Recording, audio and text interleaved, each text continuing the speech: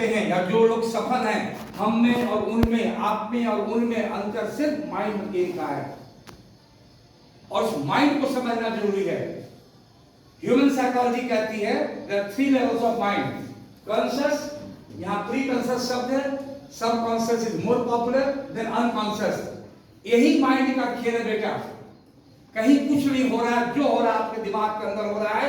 इसी दिमाग से एक टॉप रैंकर निकलता है, इसी दिमाग से एक आदमी एक सामान्य जीवन जीता है, और यही से पढ़ाई शुरू होती है, कॉन्शियस, सब कॉन्शियस, अनकॉन्शियस।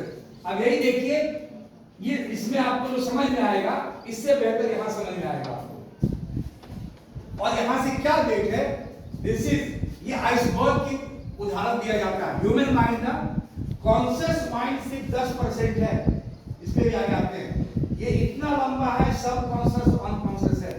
आप वही हैं जो यहां सोचते हैं।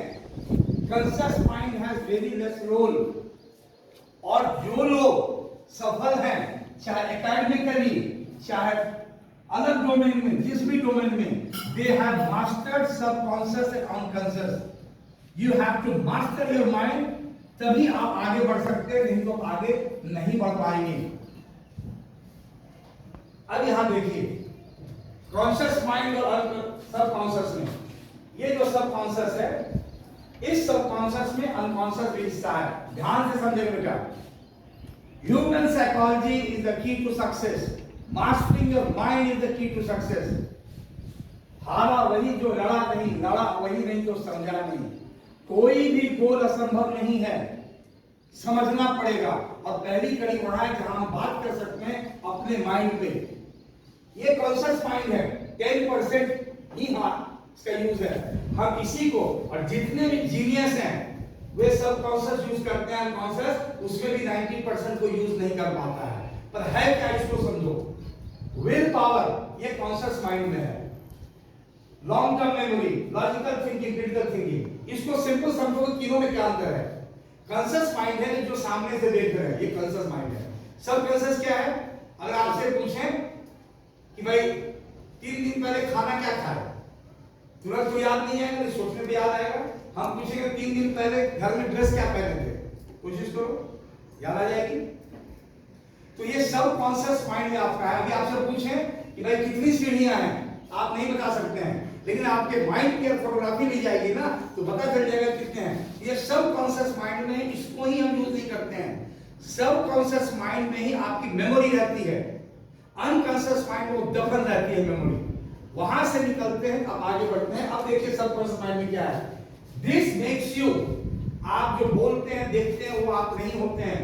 बिलीव्स, इमोशंस, आपको बता दें आज पूरी दुनिया आईक्यू की बात होती है। It is long way back, 20-30 years back, human psychology is talking about emotional quotient. सफल वो नहीं है जिसका सिर्फ आईक्यू है, सफल वो है जिसका ईक्यू है। ईक्यू इज अकेले इसमें बात बहुत देर कर सकते हैं, पर आगे बढ़ेंगे। और एक और पार्ट है जिसकी चर्चा हम 12th में करेंगे, that is SQ, spiritual quotient.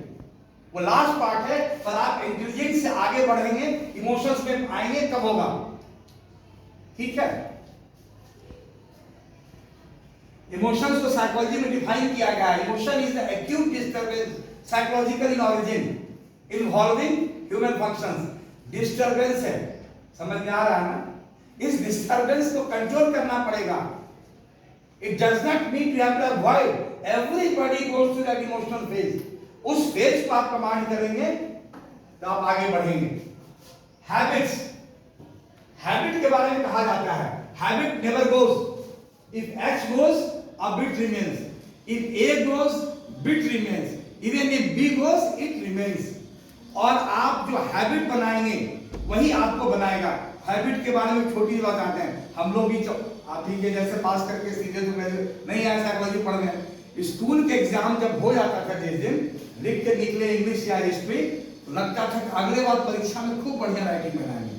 मन में आता है खूब अच्छा से लिखेंगे। एग्जाम जब खराब जाती है, पर वो हैबिट है। Excellence is a habit, every day you have to Excel.